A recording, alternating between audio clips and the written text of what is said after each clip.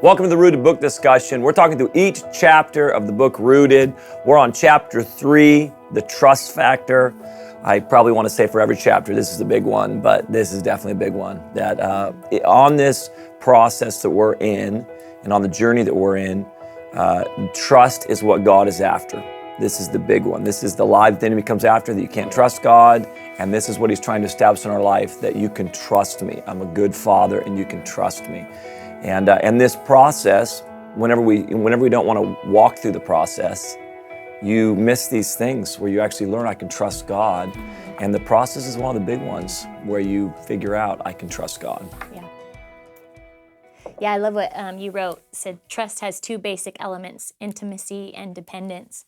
And for me, those have been two difficult things in my life, just from my childhood, not being the best and, feeling like I can only depend on myself. And so for a long time, I had to learn to let go and learn to trust the character of my father, that my father has my best interest at heart. Oh, yeah.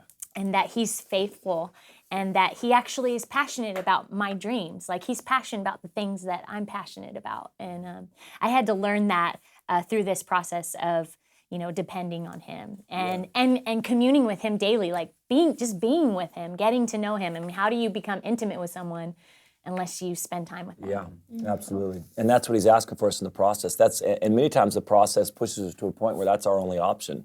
Right. And he will paint you in a corner and say, here's your only option. Yes. You figure out how to trust me. Totally. Trust is such a big thing. I feel like so many people, you kind of trust God the way you trust people. And like you said, the enemy goes after that thing. And especially, with our parents and, I don't feel alone in I have trust issues. I had trust issues, definitely. But I don't feel alone in that. What I find from talking to people is we all do. Like, we all do to some extent. And then that just kind of bleeds over into our view of the Lord. Yes. And it's so hard to separate the two and go, okay, no matter what my experience has been with people, the Lord is trustworthy. God is trustworthy. He is, I can trust him and rely on him. Well, I think that the process really begins to touch things that are very raw, vulnerable areas of our life. Yeah. So it's like, I totally trust you with the things that don't matter. Right. And then you've a got to go parking like, spot at the mall, boom, God, you're good. Trust you.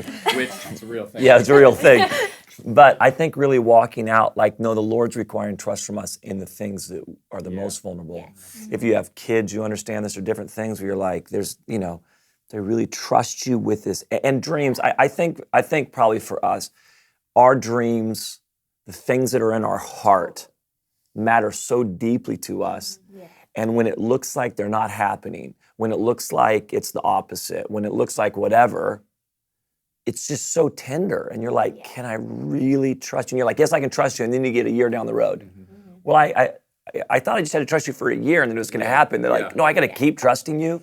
And it's just so raw and vulnerable. And that's the scary part of trust. Can I trust you with the vulnerable, raw areas of my heart? And trusting through disappointment and through discouragement, trusting through Which the is always, process. it didn't look like I thought it would look. It didn't work out like I thought it would work out. In protecting ourselves, I think Yes. I've heard intimacy described as I'm going to touch your eyeball. You know? So brace yourself. And you're like, no, you're not. I'm going to be vulnerable. That's the most intimate. That's the most vulnerable part of my life. I will not touch my eyeballs. And that to let the Lord into that place, and then the history of your life and your experiences. Sometimes we think, well, I'll trust you with this one thing, the parking spot or whatever, but then it comes to my kids or something bigger, and then I decide, I actually take it upon myself to be the protector. I'm going to protect what you're going to be able to control in my life. And at the end of the day, you realize he actually is way better at protecting me than I am. He's the most trustworthy. He really is. But it's those vulnerable areas. That's a great example of don't touch my eye. It's those things. And it's amazing how vulnerable we are or how tender it is, our dreams and our desires.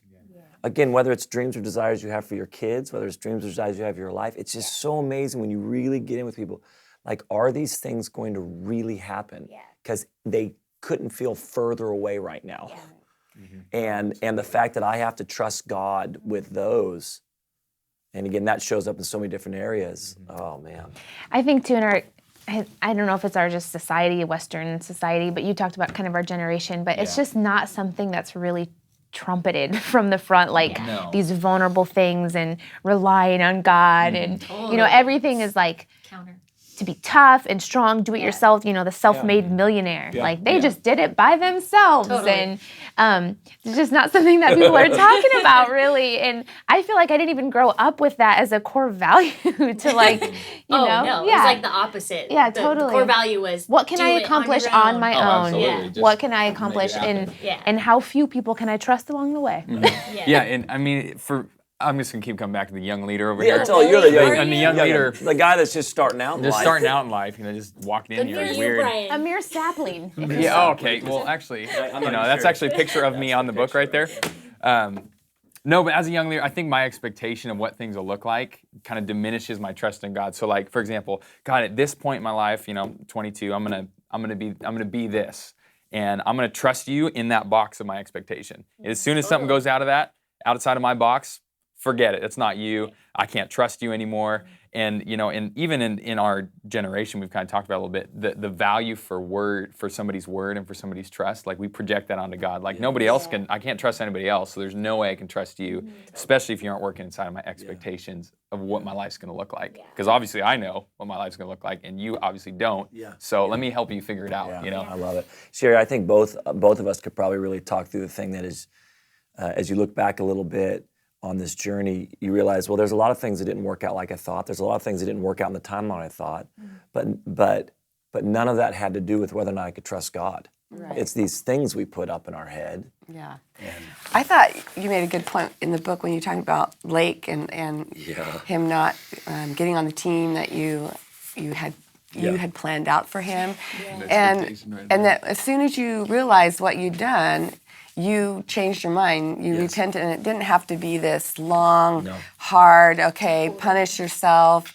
I don't trust God process. It was like, oh, I see this place where I could go deeper, and it's simply just changing my mind and moving forward. And you didn't beat yourself up over it. I thought that was a great point. I wrote this book obviously a little bit ago, and my son just was playing this last weekend, and I literally turned to my wife. He's on a different team. You're reading the book, and I just told her, I said, I am so grateful to God If it had been that up to he me. got cut. Because we were looking at the other team was at this tournament. I said, I don't know what I would have done if he would have been on that team with that coach. But it was so hard to trust him with the most vulnerable areas of my life, which one of them is my kids. Like, are you going to take care of my kid's heart? Wow. Yeah, no, I love it. And you're right, it's not this big drawn out process. It's just like, oh, this is a trust issue. Okay. Grace. God, I trust you. Yep. I just trust you with my kids. Through your walk with the Lord in your experience. How? Are you talking to Brian right now? Brian, this is irrelevant to you. Let me jump in on this. So, Go ahead, Becky. so we know we're supposed to trust the Lord, but how do you do that? How do you develop that? Is it just like a mind over matter thing? Just push through your experience with people, or? Well, I think you just brought that up, your experience with people. We sometimes can't see very well, and so having we talk about it later in the book, but that community around you can say, hey, I don't think you're trusting God right now. Let me pray for you, find peace about it, and you can look backwards. The more experiences you have, the more you get to look backwards and go, oh, that actually worked out. Oh, that actually worked out too.